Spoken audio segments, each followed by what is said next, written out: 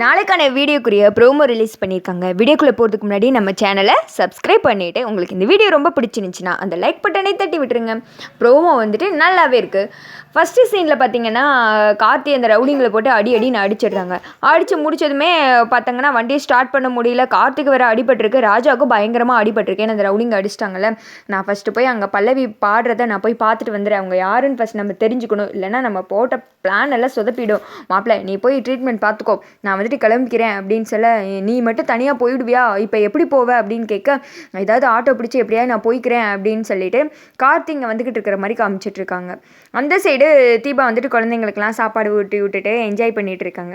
சாப்பிட்டு முடிச்சதுமே சரி இப்போ வயிறு ஃபுல்லாக சாப்பிட்டாச்சு, இப்போ வந்துட்டு அக்கா பாட்டை கேட்க நீங்கள்லாம் ரெடி ஆகிட்டீங்க அப்படின்னு சொல்ல எல்லா குழந்தைங்களுமே ஆர்வமாக ஆமாம் நாங்கள் வந்துட்டு சாப்பிட்டதே உங்கள் பாட்டை கேட்கத்தான் அப்படின்னு சொல்லிட்டு வேமா விறுவிறுன்னு ஃபங்க்ஷன் நடக்கிற இடத்துக்கு தான் போய் எல்லாமே உட்காடுறாங்க.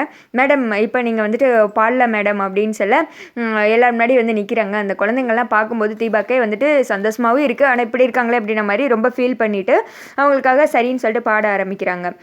தேனிசை ராகத்திலே கல்மணமும் உருகிடுது அந்த சாங் படிச்சிருப்பாங்கல்ல, அங்கே அதே சாங் தான் இங்கே படிக்கிறாங்க.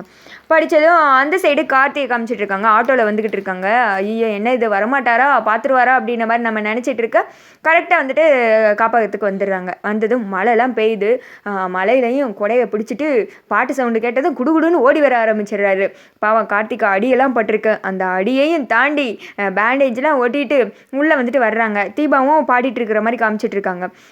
சிஸ்டர்ஸு அங்கே வந்துட்டு பசங்க எல்லாருமே வந்துட்டு கூட்டமாக நிற்கிறாங்க.